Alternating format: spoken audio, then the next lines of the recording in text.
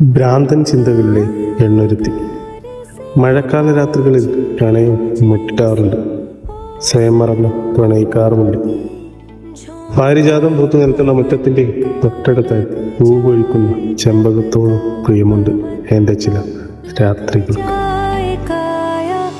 പറഞ്ഞു കേട്ട കഥകളിലെ മോഹിപ്പിക്കുന്ന ഗന്ധർവനാകണം നീ. എന്നെ ചുംബിക്കുന്ന നിന്റെ ചുംബനം കുതിക്കുന്ന അതരങ്ങളുള്ളവർ. നിലാവ് പെയ്യുന്ന രാവിലെല്ലാം എനിക്ക് നിന്നെ പ്രണയിച്ചിരിക്കണം. നേരം പുലരുവോളം നമുക്ക് ആ മച്ചിലിരിക്കണം. പാൽനിലാവ് പെയ്യുന്ന പാവനമായ രാത്രികളിൽ തണുത്ത കാറ്റെന്നെ തട്ടിത്തഴുകുമ്പോൾ ഓർക്കാൻ കൊതിക്കുന്നൊരു അസ്വസ്ഥമായ ഓർമ്മപ്പെടുത്തലാവണം നീ. ആ സ്വപ്നങ്ങളായി തന്നെ നീ എൻ്റെ നിദ്രകളിൽ പടർന്നിരിക്കണം. തൊടിയിലെ പാലമരത്തിൻ്റെ ഗന്ധർവൻ പൂക്കൾ വിടരുമ്പോഴെല്ലാം നിന്റെ സാന്നിധ്യം എനിക്കറിയാൻ കഴിയണം.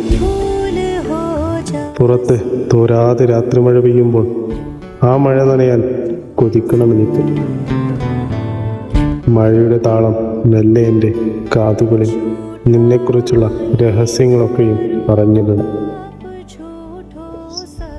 ആസ്വദിച്ച പുതുമഴ നനയുന്ന ഭൂമിയുടെ ഗീതവും മണ്ണിൻ്റെ ഗന്ധവും ഒരിക്കലെന്നിൽ നിറഞ്ഞു പെയ്ത നീ എന്ന ലഹരിയെ വീണ്ടും വീണ്ടും ഓർമ്മപ്പെടുത്തണം.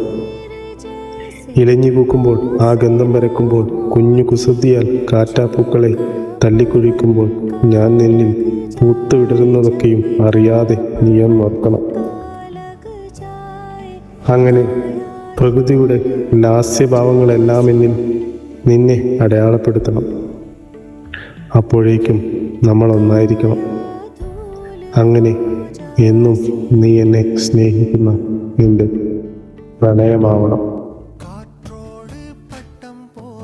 இந்த வாழ்க்கதான் அடையார் சொல்லக்கூடும், அது போகும் போக்கதான். கண்ணால் காண்பது இங்கு பொய்யாய் மாறுமா? எங்கோ போனது என்னிடம் வந்து சேருமா?